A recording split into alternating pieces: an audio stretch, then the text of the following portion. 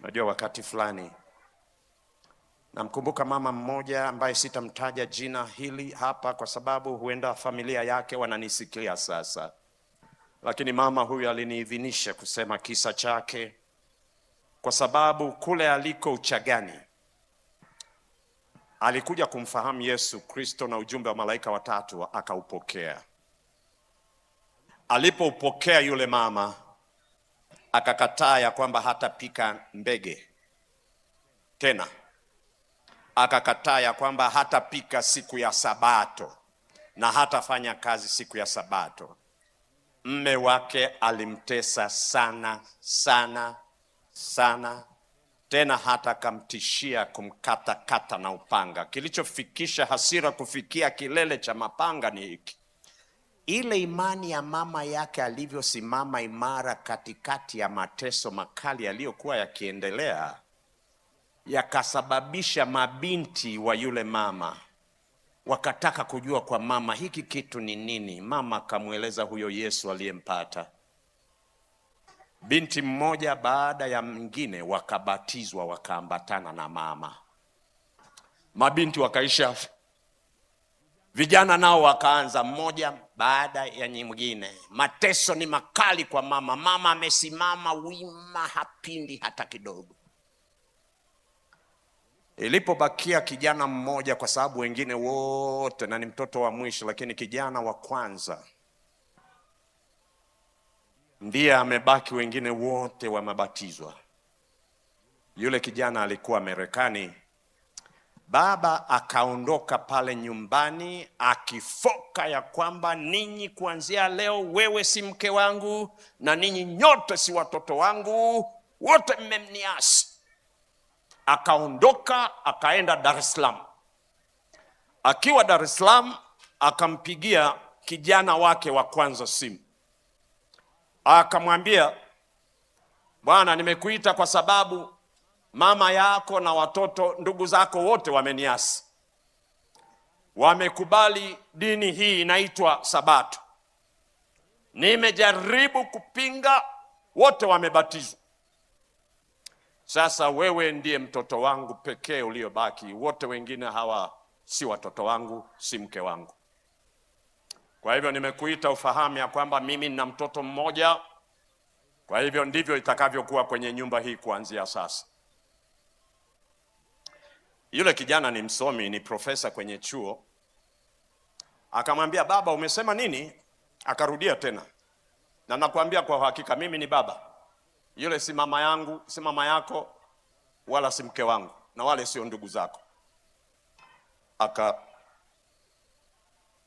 Yule kijana akamwambia, baba, hebu sikiliza. Hii karne nyingine sana, mambo haya hayafanyiki. Kila mtu ana uhuru.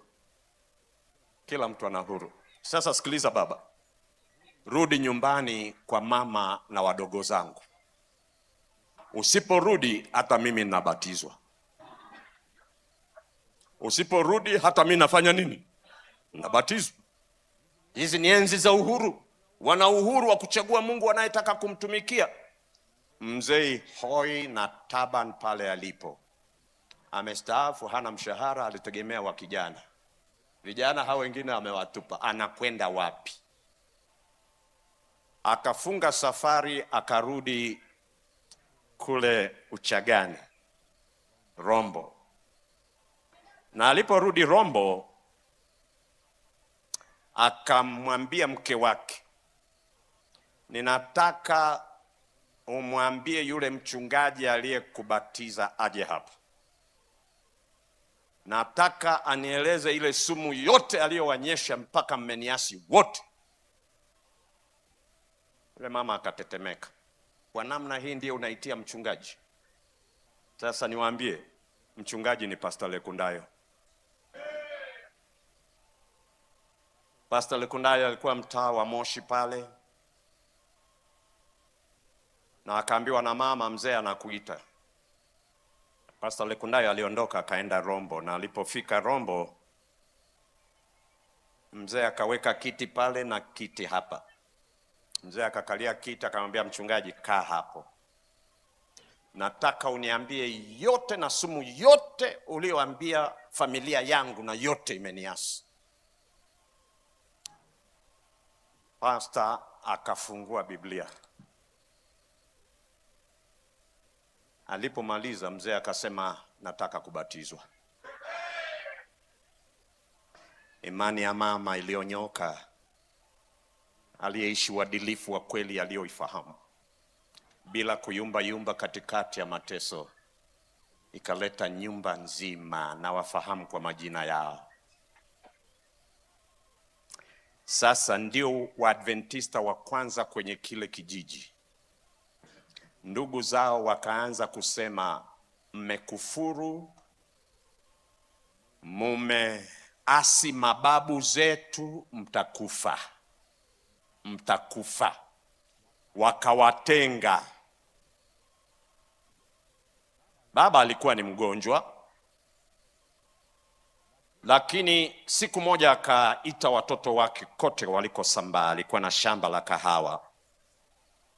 Akamuita na mchungaji Lekundayo, akaambia, sehemu hii ya kahawa yangu yote ninaitoa, jengeni kanisa la Bwana. Mchaga akikupa kahawa amekupa uhai wake kabisa, wakati huu kabisa kabisa. Na baada ya muda si mwingi, baba yule akafariki. Kijiji kizima kikasema, tuliwaambia, mmekasirisha mababu. Sasa ona, mmoja baada ya mwingine mtapukutika, mtamalizika. Wao wakaendelea na imani yao mpya kwa furaha, na ilileta amani katika maisha yao. Vitisho hivi havikutingisha hata mfupa. Yule baba akafariki. Na alipofariki, nilikuwa ofisini. Nilipopata habari tu, mchungaji aliponipigia picha, nikasema, shetani atajitukuza hapa na hatutampa nafasi. Nikaambia wenzangu pale Same ofisini, ofisi nzima, funga ofisi, wote tunakwenda kwenye mazishi. Pale Moshi, pastor akaorganize makanisa yote 5 yaliyokuwa pale kwa wakati, wakachukua malori na kwaya, yakajazwa, tukaingia kijijini. Tukiingia kijijini, nyimbo za tumaini zimeranda kwenye hewa ya kijiji. Wanaanza kushangaa ya kwamba hawa nao wametoka wapi? Maana tuliwaambiwa ya kwamba hawa imani yao wameamini imani ya kakanisa kadogo kanaitwa kakanisa ka shetani Calvin. Mbona nyimbo za tumaini zinawaka kutoka kila mahali kijijini? Kijiji kikataharuki, lakini walishapatiana mipaka ya kwamba huyu bwana hatazikwa hapa, ni laana akizikwa hapa. Na viongozi wengine wa dini wakashiriki kuzuia kwamba asizikwe pale. Kaburi lilikuwa limechimbwa, lakini hao kwenye kijiji wakaandaa mlima wa mawe ya kwamba hatazikwa hapa. Watakapodiriki tu, hili lote tutalijaza mawe. Nilikuwa nahubiri kuatia moyo wakati wa msiba huo. Ilikuwa ni msiba, ndio unaumiza, lakini ulikuwa msiba wa ushindi. Nilipokuwa nikihubiri, nikaona kuna vurugu kule nyuma, kana kwamba kuna kitu kinaendelea.